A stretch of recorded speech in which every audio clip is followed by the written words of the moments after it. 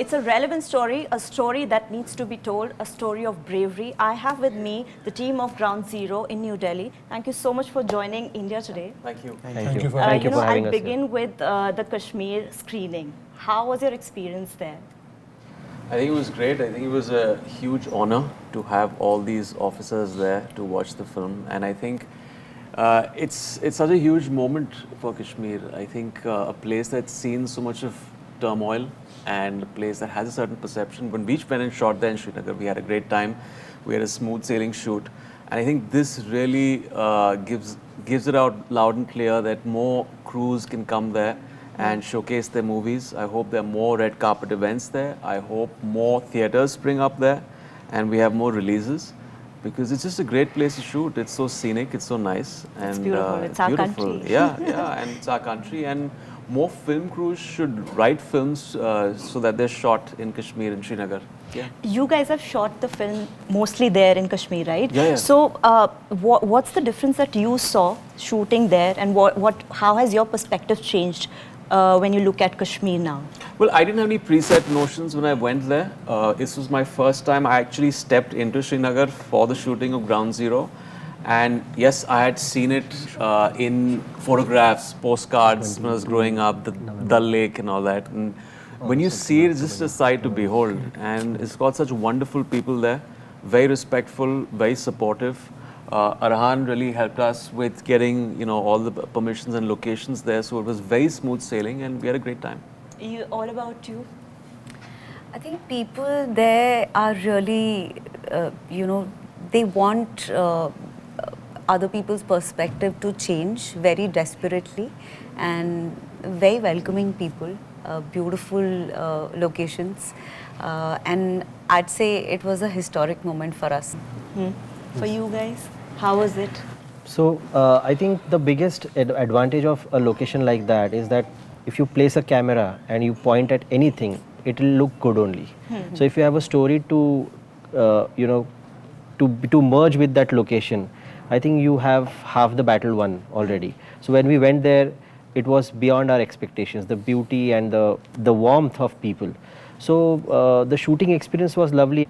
When we actually opened the film first time for the public in Srinagar. So it couldn't have been better than that.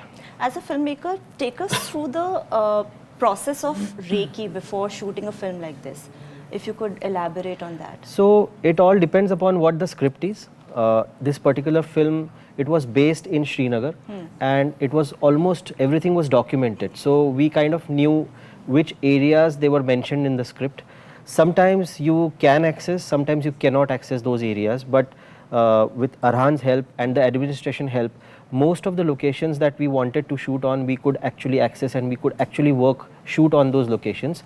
But sometimes there are procedural problems or there are some logistical problems. So then you identify similar looking locations. Sometimes you also change the look of that particular scene by changing the location. So I think in Kashmir, you have so many options. And for a particular sequence, you might have 2 or 3 or 4 options. So it's always better to have more options, and we could find those options. And if I'm not wrong, we shot at Baramulla as well, which is, I think, first in its kind. I don't know if there is any film shot before. So yeah, it was a thrilling experience. Wasn't it scary for you? Not at all. Not at all. Not at all. For you guys, it's a preconception that people think that producer's job is to just invest the money, but we want to know from you guys what goes behind, apart from investing the money. What is the involvement of a producer, especially in a film like this? I mean, I don't know. I think those days when producers used to write checks were way beyond. I think it had far changed by the time, fortunately, I came into the scene, and when Excel was born with Dil Chahta Hai. Yeah. So I think a lot has evolved, Those in the 80s, 70s, the producers were looked at. Now, most producers, you'll see, directors have become producers, actors have become producers. Yeah. So they are more creatively producing stuff.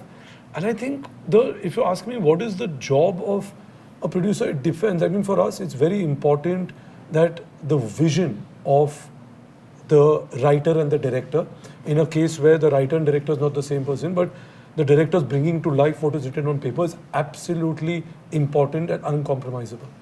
But it has to be a collaborative effort. It cannot be that, and that is why most of the films, if you've seen of Excel, have been first-time directors. But the idea being about what best can you support the director in telling that story, because at the end of the day, it's his vision, right, or her vision. And I think that's where a strong producer understands that it's not only about the money. Sometimes we have directors who tell us, no, I'll only do it this way and I'll make it as, yeah, but what you've written on paper requires this. Yeah. So you work with them. And it's a team effort, and it's not only him, it's the actor coming in, infusing life into a character and bringing him to screen. It's the DOP, it's the production designer, it's the costume, it's the hair, it's the makeup, it's all of them. And I think the producer's job as the backbone is to making sure that all these departments function in the right way. So the director, when he's on set, all he's doing is getting his scene, getting the performance. He doesn't need to think about, which all is actually the EP's job, which is, or the first AD who have to run that set. So I think that is what it is. And I think even on this film, I think Emraan, it's his first film, and what he did with Kashmir so that we don't lose the authenticity of the film, what we want to do with it, keep it as pure, as relatable, and also because it's set on true life events, it's on the backdrop of that, it's inspired from that, but the character of Dubey is a real life character. So it was, like every movie is challenging when you do. But on this itself, that we have to just make sure that, because today with social media and with everybody goes and Googles and says, Acha, this happened. Did this man actually take 7 or 8 bullets and is he still alive? So they will go and check that, and it's all that. So those you have to be very clear about staying to the facts. So I think, but it's been, like I said, it's been an amazing experience shooting in Kashmir. Yeah. Like he said, it's been a full circle that it was only right that the movie's first public viewing was in Kashmir, and hopefully, like Emraan also said, that next time we would all like to go there as guests when some other fellow filmmaker invites us, because I think that valley is beautiful, it's gorgeous, and I think the government has made sure that it's open to the world to come in to shoot films, to do what you want there, come in and explore and look at this beautiful place. Absolutely. Would you want to add something about your own experience? Yeah, not much to add. Like they said, it's my first film, but I can talk about my experience, which was predominantly management and effective management in a place that has, it's a different place with a lot of different perspectives that are involved, and ensuring that the creative side merges with the logistics side, and we stay true to the story at hand. So I think a lot of it was balancing, and a lot of it was ensuring that there is authentic representation of the story that we're trying to portray. Absolutely. Emraan, coming back to your character, take us through your personal view, a life of a BSF officer, because I'm pretty sure you must have prepped for your role in a particular way. Take us through a life of a BSF officer, and for you, playing a role of a BSF officer. Also, it's specifically the life of a BSF officer in that era, and specifically between 2000 and 2003. That's when our film is placed. Kashmir probably the most turbulent time back then. Jaish-e-Mohammed was born in 2000 after the IC-814 hijacking, and after that there was Ghazi Baba's attack on the parliament, which was a first in the history of the world. Never had a terrorist organization attacked, on a sovereign soil, the parliament, which happened in our country. So it was a red alert situation for the BSF, for all the security forces to nab Ghazi Baba. I think for a soldier's mindset at that point of time, Kashmir being extremely volatile, a region because of its political, geographical, historical tensions has been one of the most sensitive and complex regions in the world. And the security agencies that are supposed to maintain the law and order situation, for example, in our film, at that point of time, in the true event, 70 soldiers were killed. That the BSF, JK Police, CRPF, and Army, they were killed at point blank range by these youngsters who were brainwashed by Jaish-e-Mohammed. So imagine the fear psychosis that went through these BSF officers at that point of time. And then came in the fact that Mr. Vajpayee's government said that we have to bring Ghazi Baba down. And this is a 2-year operation led by Mr. Dubey and his brave BSF officers to kind of get this man who kind of eluded them for 3 years. Like when I heard the script and when Tejas put down a couple of snaps of Ghazi Baba, I couldn't tell it's the same guy because he's the master of disguises.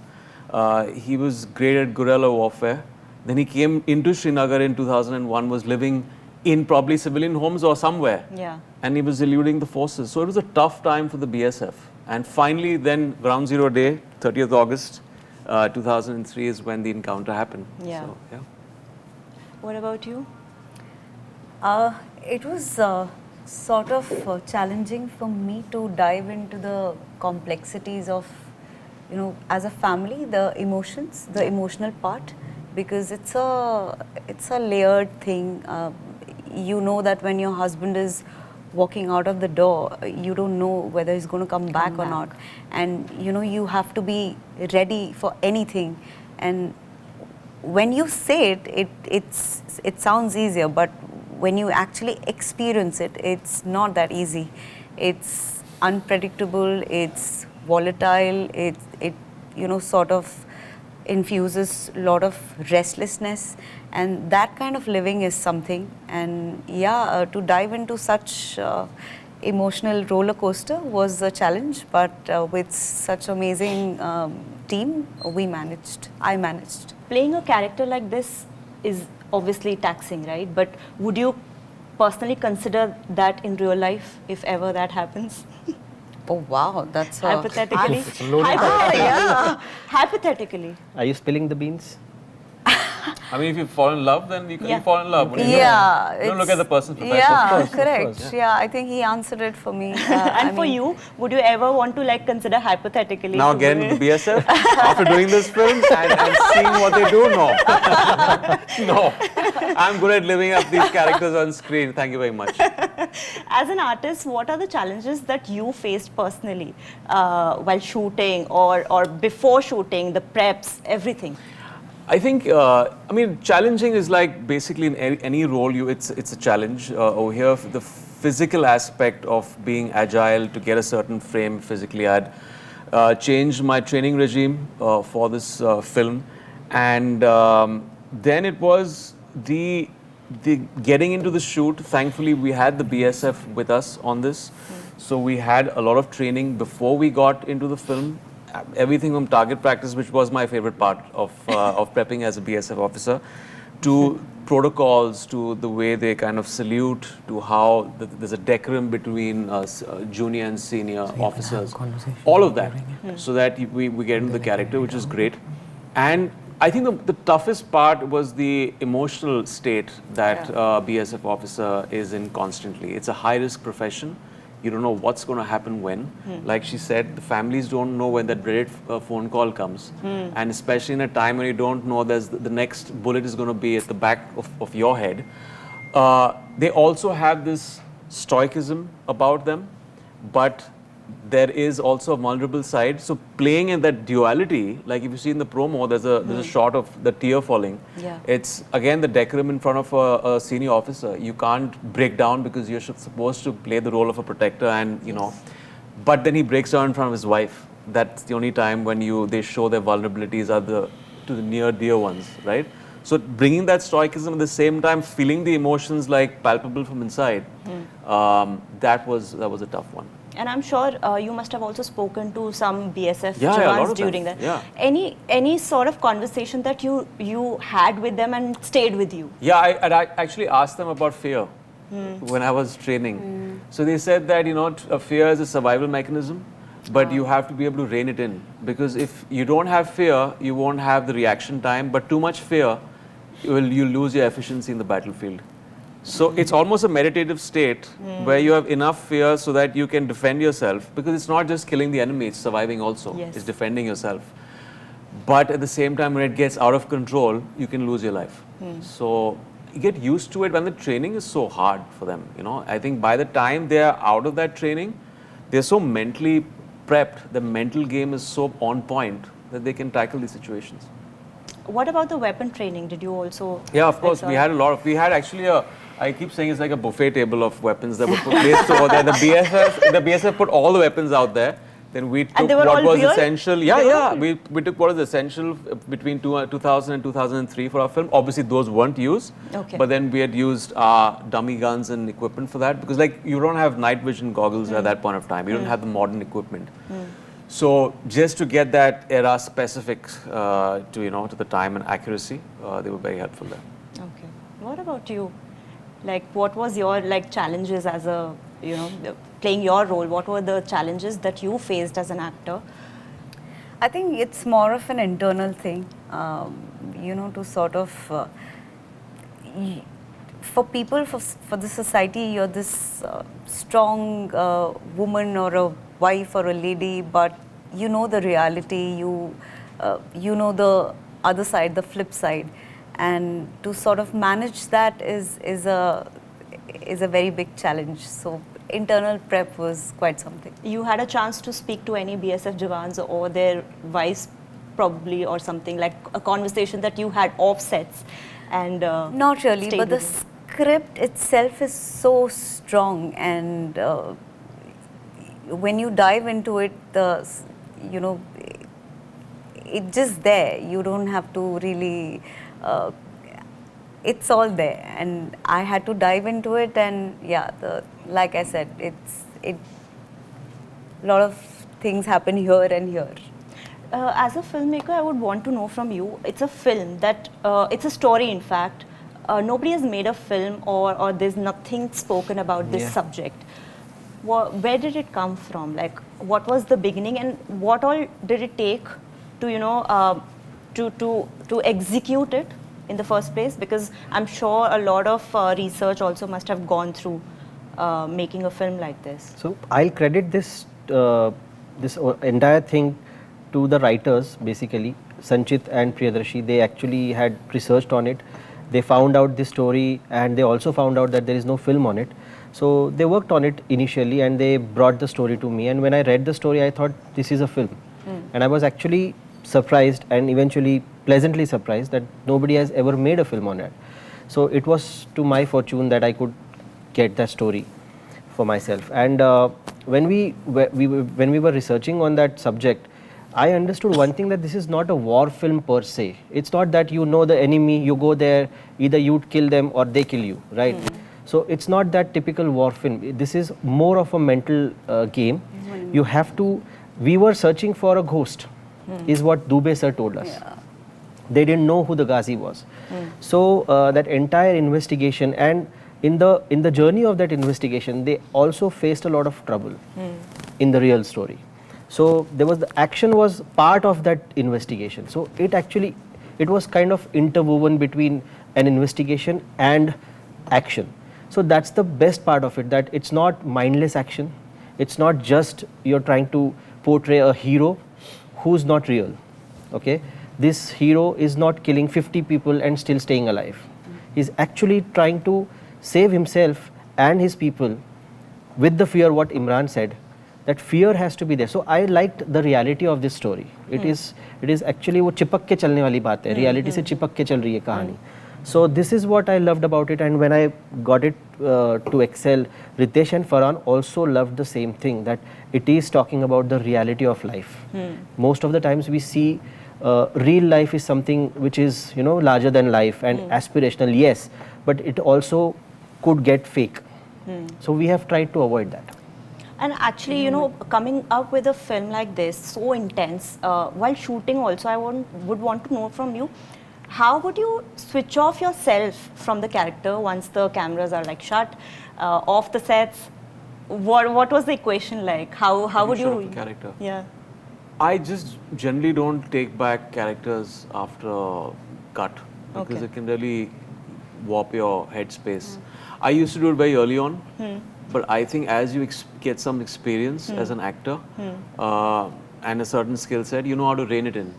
Because I've had times when I've played these volatile characters and I've gone and actually behaved that way with my friends and family. It's been Really? that way, yeah. It's just you go back in a bad mood. You're not specifically being the character. Yes. It just messes up with your mind. Yeah. And you go back and you might get very erratic about something that you don't need to be. Yeah. So I think it's important for your own sanity that you're able to kind of switch on and switch off.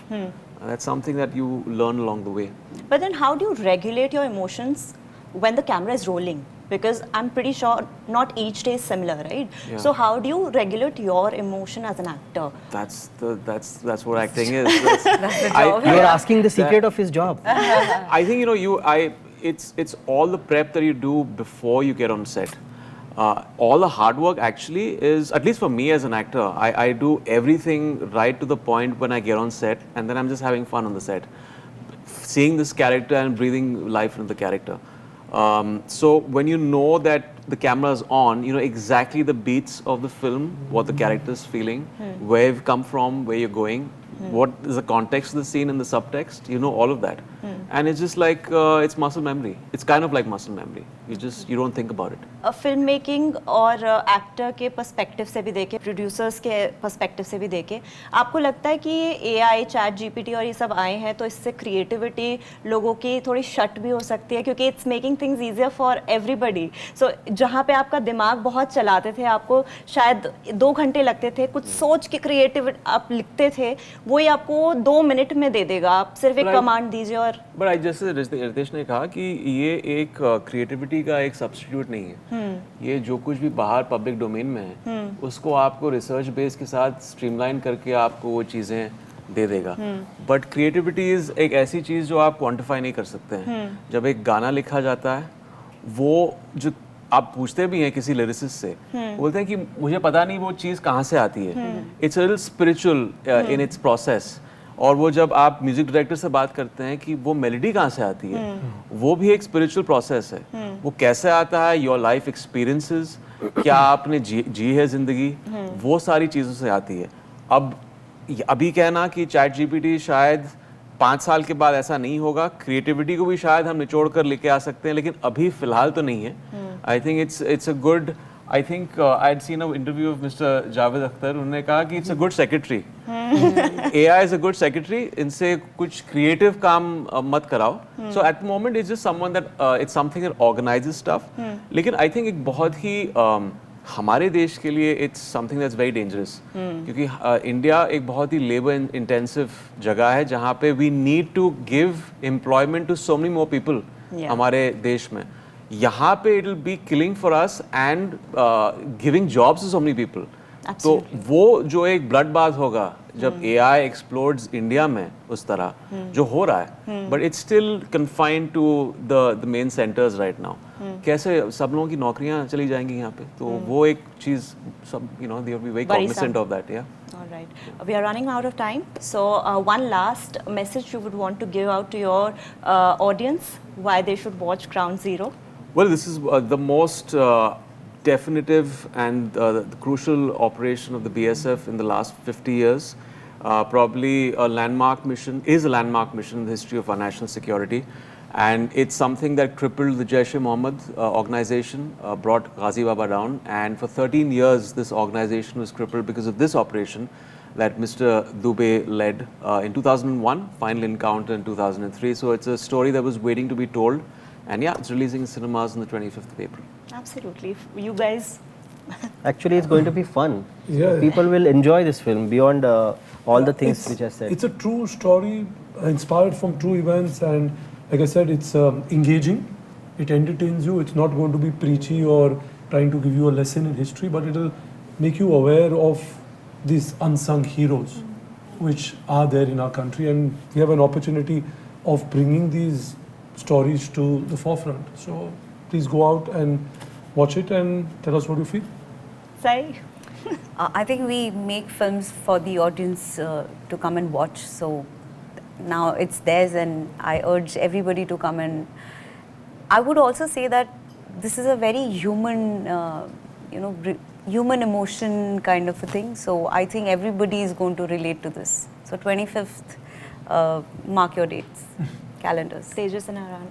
I think people should enjoy this. They will enjoy this, and I can vouch that you won't leave the edge of your seat. It's going to be that kind of an entertainment. So yeah, come and watch it, and you can enjoy it with your family and friends. Yeah, it's creative, it's authentic, and most importantly, it's shot in Kashmir. So you get to see the beauty of Kashmir on camera, and hopefully you visit Kashmir as well. Absolutely. Ground Zero looks absolutely promising, guys. All the best for your movie, and thank you Thank so you. much for joining Thank me you so today. much. Thank you. Thank you. Thank you.